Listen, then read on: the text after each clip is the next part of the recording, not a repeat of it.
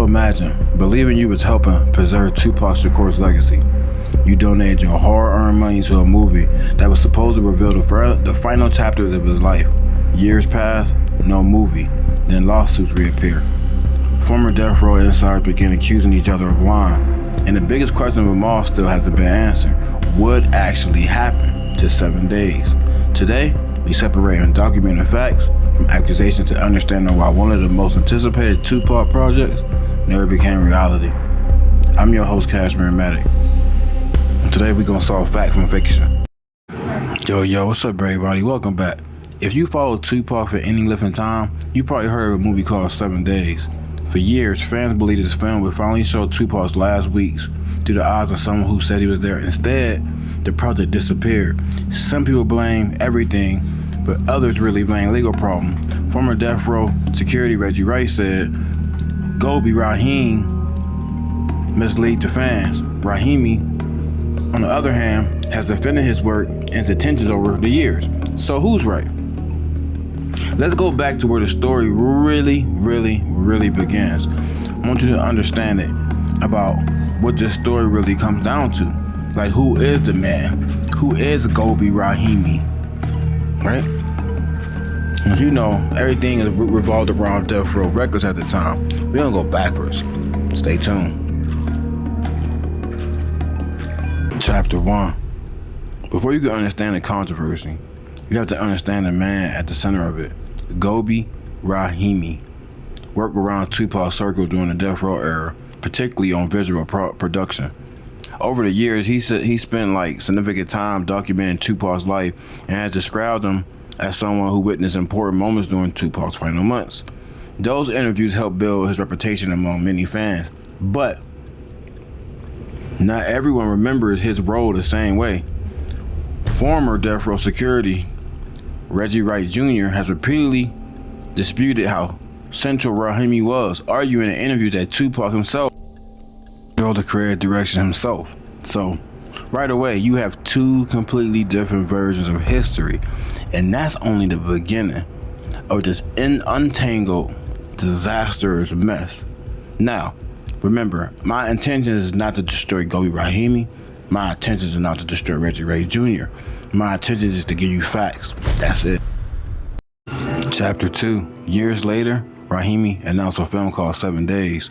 The concept immediately caught the attention of Tupac fans, including myself. The film was presented as a deeply personal look at Tupac's final days. To finance this film, campaigns was launched. Supporters donated because they believed it was helping an important part of history. They gave him so much money with Kickstarter, $17,000, $464 was raised. Fundraising efforts followed with even larger ambitions. At that time, many fans believed that biggest challenge would simply be making a movie. They had no idea something was much larger was standing in the way of trying to get this film out. But see here, there was one problem. A problem that no amount of crowdfunding could solve: ownership. They did not own Tupac's name. They don't own the likeness or the image of Tupac Shakur. Death Row did at the time, plus a Feeney. Chapter 3. Whenever someone wants to make a commercial film about a major artist, legal rights matter. That includes things like photography, photographs, video, music.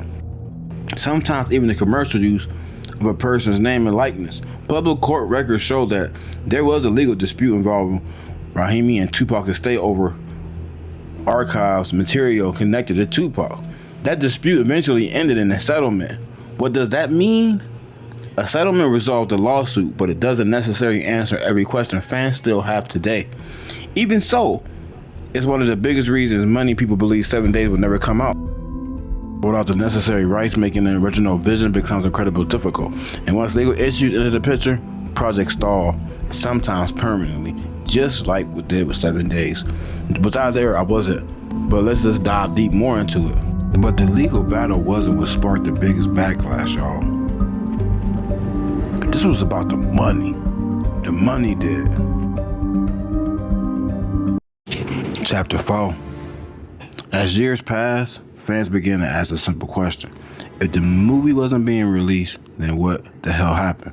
This is where the controversy becomes much more heated than anything. Reggie Wright Jr. has publicly questioned the handling of all the crowdfunding efforts, and he has argued that supporters deserve more answers. Those are his allegations and his opinions. Rahimi has defended himself and has maintained that circumstances including legal complications prevented the project from moving forward. That's an important distinction. It's fair to discuss public criticism. It's fair. But it's also important to not present allegations that establish facts. Regardless of what side someone believes, one fact isn't disputed. The finished 7-day movie was never released. That's a fact. Rahimi should have left the conversation, but he didn't leave. He kept talking about the movie like it's about to happen, bro. That's the messed up part about it. Chapter 5, The Changes Project. More recently, Rahimi has discussed developing another Tupac movie.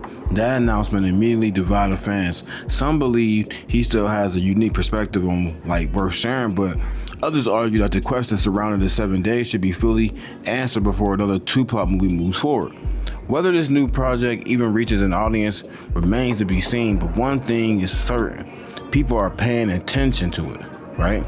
They're paying attention to it. Me, on the other hand, I'm not really paying attention to it as much as other people is, because as a real fan, if you tell somebody something one time and you let them down, to me, you know what I'm saying? I know it might be out of his control, but I just feel like it was a letdown. Especially if people put money into it. I donated to the project on my mama.